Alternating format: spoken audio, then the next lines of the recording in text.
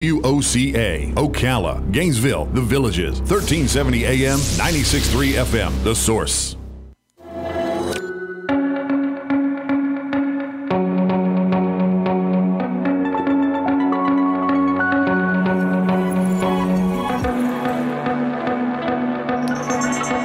All right, 7 minutes after 11 o'clock. Thank you for tuning in. When I was a kid, Robin, I'd be watching TV sometimes, and there'd be a game show on TV, and each contestant says, from Milwaukee, Wisconsin. Here's John Smith. John Smith is a freelance photographer, blah, blah, blah. My father, but every time he heard the word freelance, he would say, that means he's unemployed.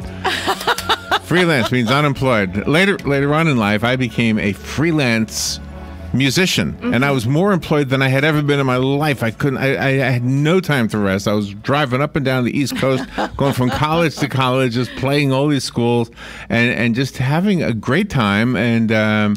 And yeah, I embraced the whole freelance idea and the whole entrepreneurial idea. And now in today's world, I mean, there are so many ways to do things on your own. There's Uber, there's Fiverr, and there's, of course, just you if you can figure out a way to make it happen. Right. Well, one way to figure it out is with a little help from somebody who knows. And Jill Ferguson knows. She's written a book. It's called Creating a Freelance Career. Jill Ferguson is an award-winning writer, an artist, a business and higher education consultant, a serial entrepreneur, which means she invented Cheerios, and I'm just kidding. She's the founder of Women's Wellness Weekends, and she's got so many other things going for her. And I just heard you and her chatting, and she sounds like she is a bright person, so a bright, happy person. She's a bright light. She's obviously bright, but I mean, as far as happy, she sounds happy. Jill, good morning, Jill. How are you? Hopefully you're happy. Good morning. Thank you for having me on your show. Oh, you're welcome. Where are you? Long Beach, California. Long Beach. Well, thank you. How's the weather out there? A little overcast today, but it's beautiful. I actually just came back from Florida on Saturday morning. Oh, did you? Okay. It never rains in Southern California, right? No, it doesn't very much. So tell me about yourself before we talk about the book. Are you, it says serial entrepreneur. I want to hear about that. Have you always been that, or did you just not like having a boss? How did that happen for you? So I started writing for publications when I was 12, and I started my first business when I was 18. But then I did go off to college and got a degree in communications, and then did graduate work in English, and I did part of an MBA and higher education administration degrees. And then I became a professor. And I was a professor and a higher education administrator for 13 years. But the whole time I have been working full-time for someone else, I have always done side projects where I worked for an ad agency in West Palm Beach. I've been writing books. This book that just came out, Creating a Freelance Career, is my 8th book. I've been writing for newspapers and magazines all of my life. And I've always had at minimum one side business, sometimes multiple side businesses. And then I left full-time employment in 2012. And the day it was announced that I was vacating my full-time position, a university in Hawaii called to ask me if I would do a consulting project for them. And so that's where the higher education consulting thing started. Oh, wow. That is outstanding. Do you know, your students are very lucky to have you. Now, I'm not saying that to flatter you, although hopefully it is flattering. But the reason I say that is because quite often, and I'm not trying to say anything negative about professors, but in general, somebody who's teaching has all the information that is needed except how to apply that information in the real world so that you can earn a living with it. And that's why your students are lucky, because you come to the table with not only the know-how, but also the real world know-how, if that makes sense.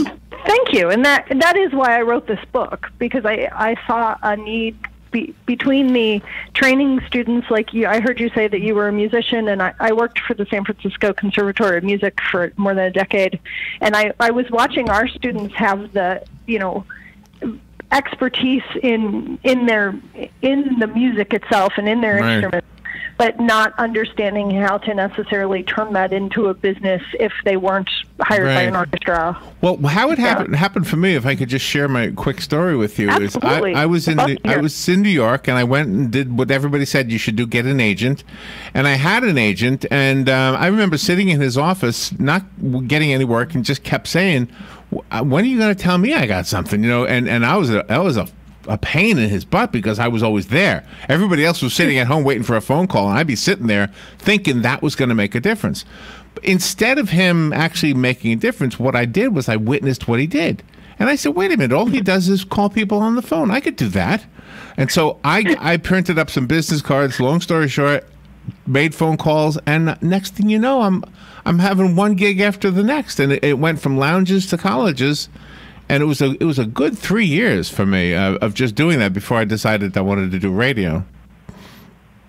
That's wonderful. I mean, it really is, and that's been my experience actually with book agents too, because I had one at one point, and the 8 books that I've published without an agent because the agent that I had couldn't get the book sold. Yeah. Well, and I'm wondering if maybe in today, like when I said in my opening, my dad used to look at the freelance people on the game shows and say that means they're unemployed.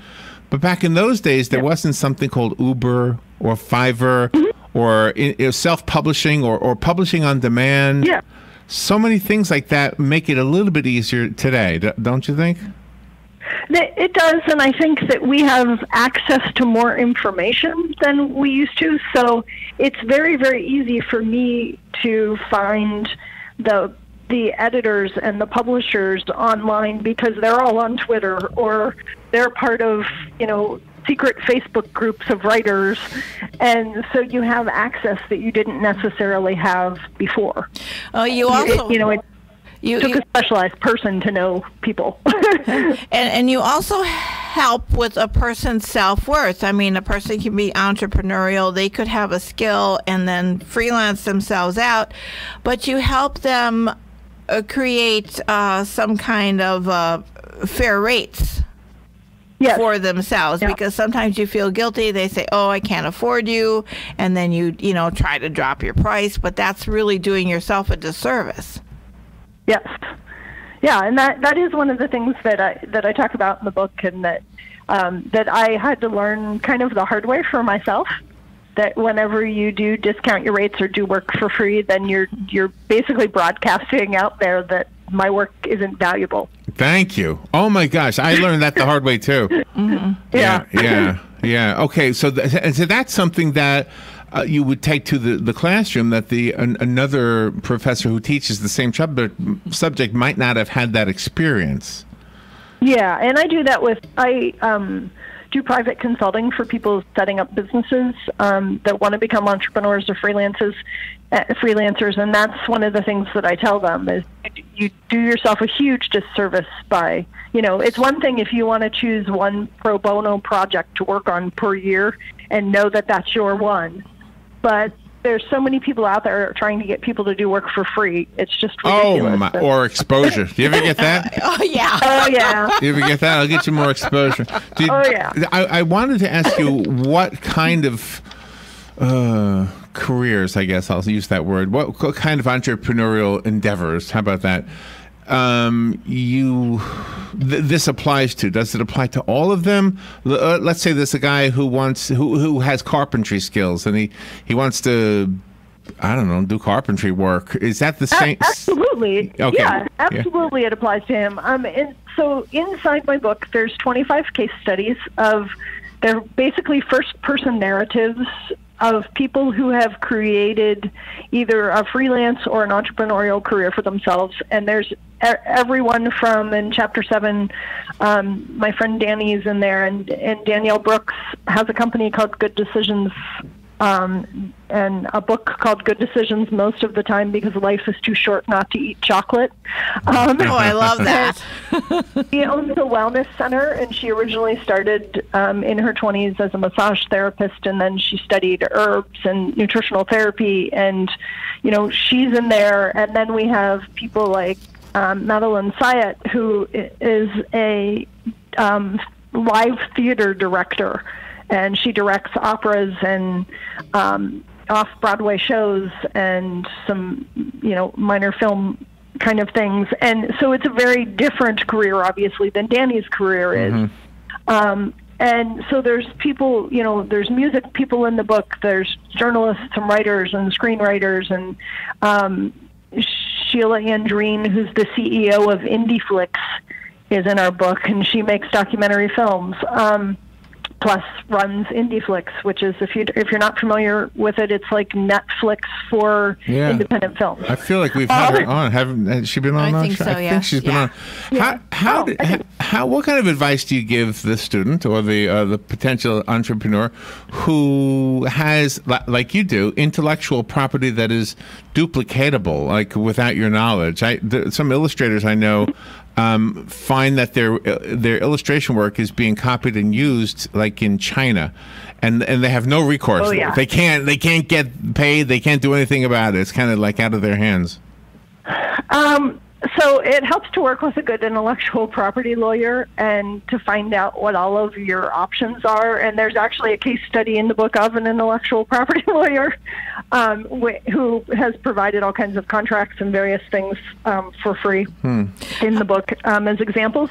But there, if you're a photographer, it's really beneficial to put watermarks on your artwork if you're going to put them online. And there's a whole section of the book that discusses the pros and cons of that, because some people think, oh, you shouldn't have to, and other people say, oh, yes, you do, because otherwise you're not protecting yourself. Right.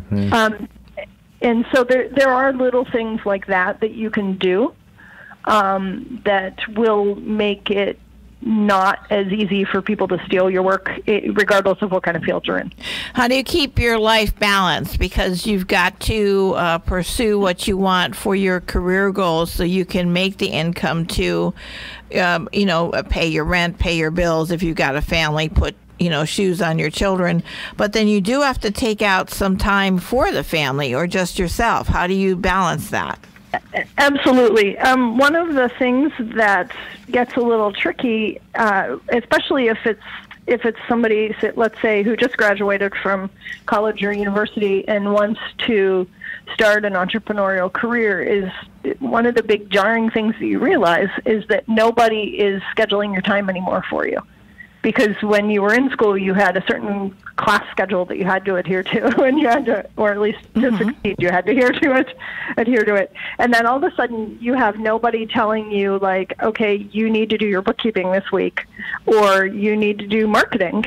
And so, it's actually setting up a schedule for yourself, and to stick to, and that has like X number of hours per week that you devote strictly to marketing, and at least an hour a week that you do to balance your books and do your bookkeeping and send your invoices and stuff, gets, and along with that, making sure that you schedule in time for yourself, for self-care, and also that you schedule in the time for, date night with your significant other or fun time with your kids or whatever. Yeah, because otherwise it can take over your life. Smart stuff. Can you talk a little bit about like Kickstarter or other things that people are using nowadays to raise the money they need, for example, to publish a book? Okay. So there's pros and cons to all of the crowdsourcing. Number one, the most obvious, I think, is the fact that sometimes you don't raise the money that you're hoping to raise. So you have to be prepared for that if you're going to use a platform like that. One of the downsides of using Kickstarter is whenever you offer, like, if you donate this X amount, you'll get this from me. There's one of the stories in the book talks about somebody who did that, who realized that the time to fulfill all of those free gifts that you were giving someone and to, package everything and take it to the post office ended up causing them it took way more time than they had to devote to it. And so it ended up being a negative thing for them instead of a positive thing by using a crowdsourcing platform to raise the money. Yeah. So, I think there's beneficial things to it in the fact that it's like money you don't have to pay back. to people because they're donating it in essence. But on the other hand, it can also cause more problems than it may be worth. But so you kind of have to balance that. The traditional sense. Let me try to create a scenario. This is not somebody I really know. I'm just making this up, but I think it came from a TV show, maybe. So you wanted Friends. It came from Friends, the TV show Friends. They want the girls in Friends wanted to have a catering business, right? Mm-hmm. Yeah. And they got a loan from a bank, and then they bought all the food and all the stuff they needed, and next thing you know, they're in business. And of course, the show never tells you about them paying the loan back. That's true. But that's the I guess the tried and true way that an entrepreneur has approached things. They have an idea, they go to get a loan, they get the loan, and they're in business. But of course, things don't always work out. Yeah. Is that a good way in today's world, or is that okay? I think it depends on the business, what kind of business it is, right? Because there's certain businesses that it's much easier to get a loan than others, and I think that there's also just as many people nowadays trying to get angel investor money and venture capital money instead of bank loans. So it just kind of depends what field you're in and what you're interested in. And one of the things that I think a lot of people don't know about trying to get angel investor money or venture capital money is, and I did an interview with a woman for a craft industry publication, and she was explaining to me that she got venture capital money for her business to expand, to make the business global instead of just United States based. But she said what they don't tell you before you're going after this venture capital money is that the venture capitalists expect a return on their investment in 5 years, and they also expect that within that 5 years you're either going to take the company public or you're going to sell it. And so she said, if you're planning on starting a business that you're looking towards maybe creating a legacy for your kids, right, getting venture capital money is not the way to do it. So that's good. So there are good things and bad things, and the book outlines those things. One of the things in the other ways to generate income part of your book, you talk about creating artwork into inspiring how-to videos. I watch these all the time. You mean those make money for people? Yeah, they do, because you can get ads on your YouTube videos, and YouTube will actually help you get ads on them. Yeah. Yeah, and so you can do that. Passive income streams, that's what that's technically called, is creating passive income streams for yourself, and it's using ad placement on your website, for example, through affiliate marketing, through Google AdSense, or even through Amazon products, because Amazon has its own affiliate programs. And these are ways that when people go to your website and they're looking for things and they see the ad, or they click on the ad or the product, and then they purchase it, you get a kickback from the company. So you're basically not doing anything. Just like after creating the YouTube video, you're not actually doing anything, right? It's there. You've created it once. Right. And it's a way to get a passive income stream that is deposited into your account every month. Now, how do you keep from getting discouraged and then throwing in the towel and say, well, I'm just going to go work for somebody else? So I think that you have to be very clear what your intentions are and what your goals are, and why you're doing something freelance or entrepreneurial. If you're doing it because you think that, hey, this is going to be an easy way for me to make money, then maybe you're slightly delusional and realize that no, that's not the way to do this, right? It might be better for you to have a full-time job and do a side gig to make extra money on the side.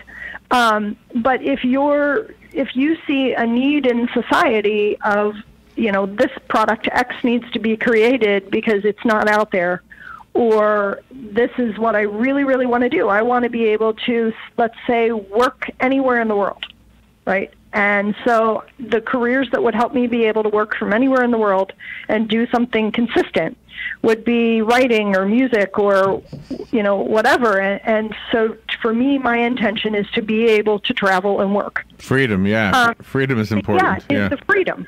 Yeah, and then you build your work around that, and you understand that that's probably not going to be full-time employment anywhere unless you work for a big consulting company that's going to send you places. Yeah. The book is called Creating a Freelance Career. I have a copy of the book. If you call me right now, you can have it. I'll just kind of pick a caller at random. The rest of us will have to go buy it. I did find it on Amazon, and I think I saw, Jill, you have a website, right? I do. I have a number of websites. You can buy the book if you don't want to go to Amazon at Creating the. The book is called but the website has a the, freelancecareer.com. Okay. Yeah. And what about social media? Is that really a good avenue? For publicity, yes. Promoting what you're doing. Yes, it is. And the other thing about social media is it's a great place to find networking connections and like-minded people that are there's a bunch of groups on LinkedIn and on Facebook. The Facebook ones, many of them are private and you have to ask to join. But that can help. These are groups of people that kind of bind together and help promote each other. Can I ask you, with hardly a little bit of time left, is there any warnings? Are there any traps to stay away from? I would imagine that entrepreneurs are faced all the time with this person and that company deciding to send you, hey, I can help you out for $100 a month or something like that. Yeah. How do you avoid them? There's 80 million people that want to try to market your company for you, and I would say that unless one of them resonates with you for some reason, you probably just want to tell them mostly no. Just stay away. Yeah. Good advice. Yeah. Jill, thank you for being on the air with us today and getting up early to do this. Oh, thank you. Thank you for having me. It's been great fun. You are welcome. We'll take a little break and be right back.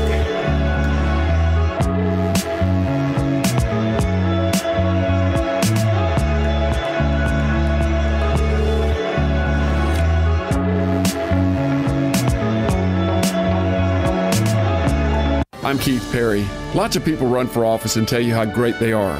They talk at you or down to you. That's not me.